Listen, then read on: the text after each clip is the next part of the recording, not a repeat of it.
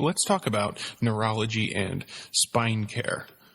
And we're not going to go too deep into spine care and to the neurology that's associated with it, but I'm going to teach you some principles that you can use to apply to all different types of spinal surgeries or spinal conditions that are going to affect different parts of the body, and the stuff that we need to be looking for in our assessments on patients and what we need to be teaching our patients. Because really, remember, as nurses, what we're doing is we're observing our patients and figuring out what is changing, and we are teaching them about what they need to be looking for and what they need to be doing to help ease them into a state of greater health. So like all these lectures, you should use this information as the basis for your critical thinking.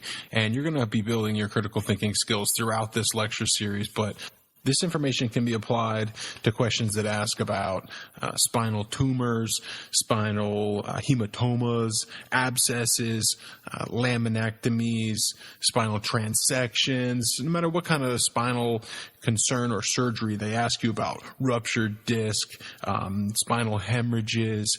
You'll be able to apply this information regardless of what the condition is, because we're generally, 95% of the time going to be looking for the same things. And the things that we're looking for are going to vary based on where the location of the surgery occurred, whether it was in the cervical part of the spine or the thoracic or in the lumbar spine.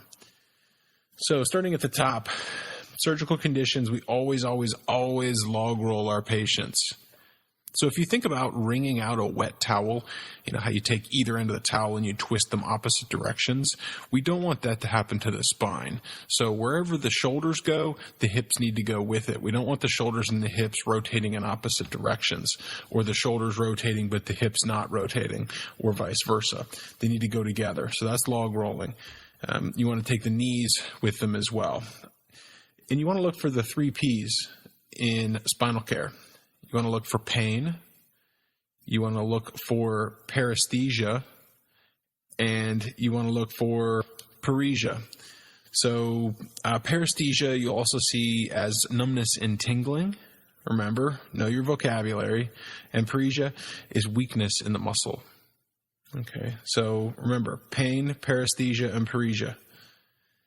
Now, when we're doing our pre-op assessments, there's a couple of different things that we're going to be looking for in any kind of cervical issue. So, on that whole list of stuff I gave you just a second ago, no matter what it is from any of those, if it's occurring in the cervical area, we want to make sure that the nerves that are innervating the diaphragm and the arms and hands are intact, all right, so that they're not being impinged and creating a difficulty with breathing or in movement of the arms and hands. So that's what we want to really look for on our pre-op assessment for that.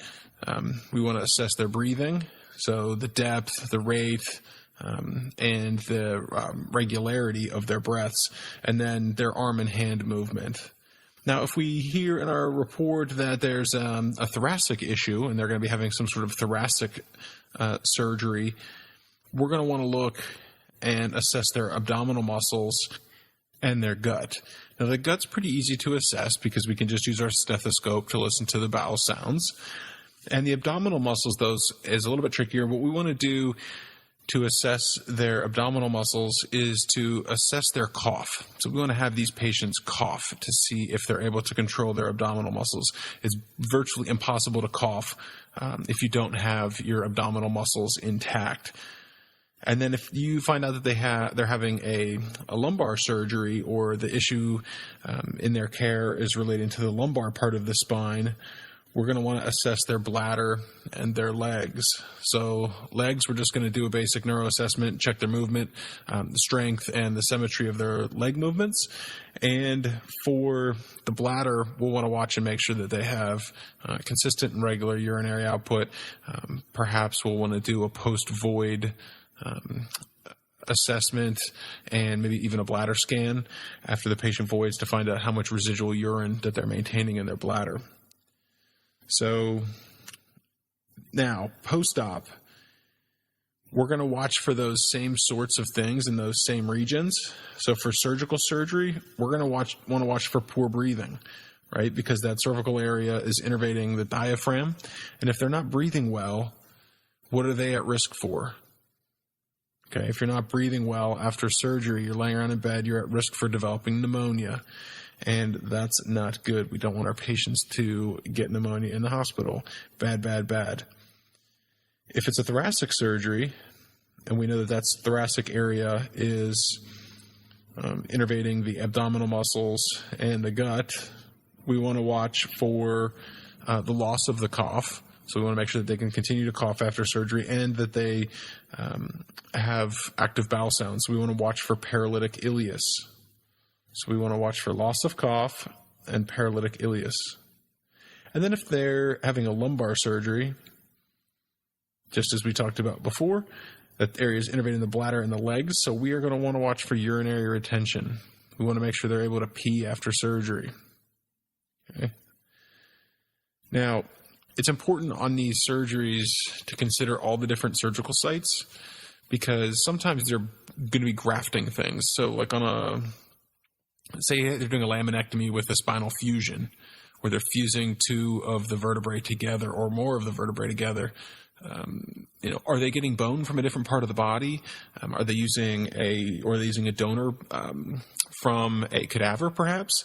You'll see that more and more cadaver use because it reduces the number of incisions on your patient. And so you want to consider all the different incision sites. It might be coming from a hip or elsewhere on the body. So they'll have more incisions to watch. Okay, now, again, nurses are observing our patients for side effects and changing conditions. And we're also doing teaching. So what are we going to teach our patients post-op? Well, we want to teach them to do not dangle their legs off the side of the bed. Okay, puts pressure on the spine that we do not want.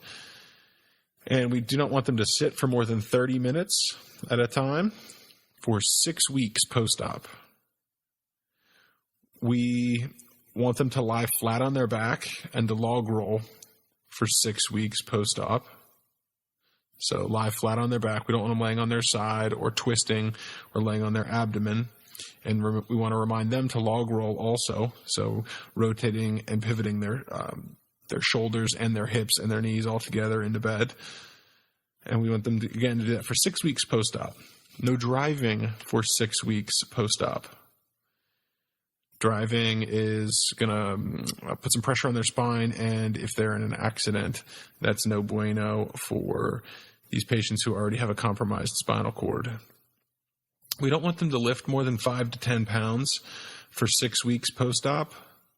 And what I teach my patients is that a gallon of milk weighs about 8 pounds.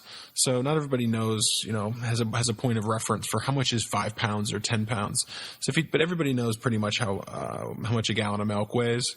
So they can understand that's okay for them to move around, but anything more than a gallon of milk, they don't want to be messing around with for 6 weeks post-op. And for our laminectomy patients, we want to teach them that they're never going to be able to bend at the waist. Okay, we want them bending at the knees and squatting down using good body mechanics, not bending at the waist. And then cervical patients should never lift objects up over their head.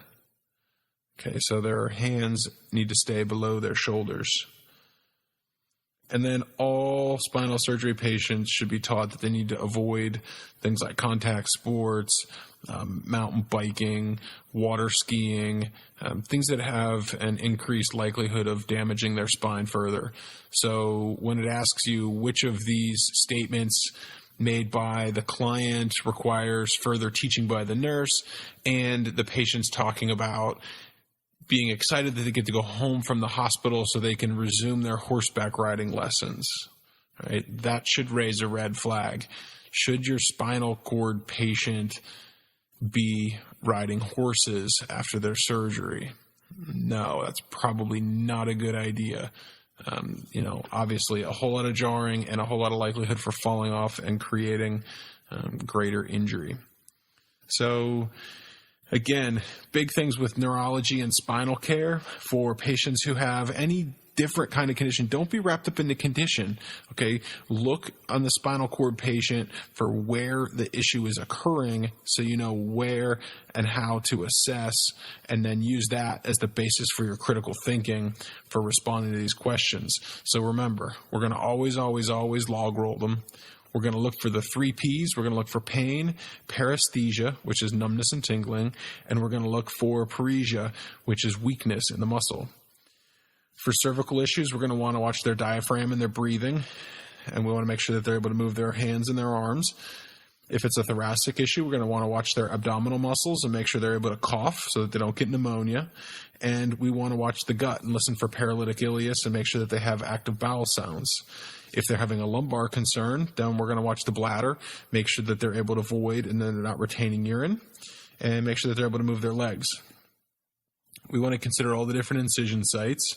And if you look at all the different post-op teaching things, they primarily last for 6 weeks post-op.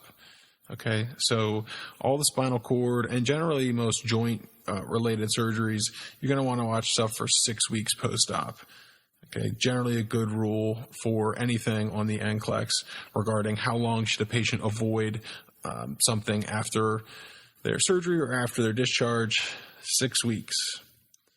So that wraps it up for neuro and spinal care. So again, use this for the basis for your critical thinking as you apply it to different types of questions.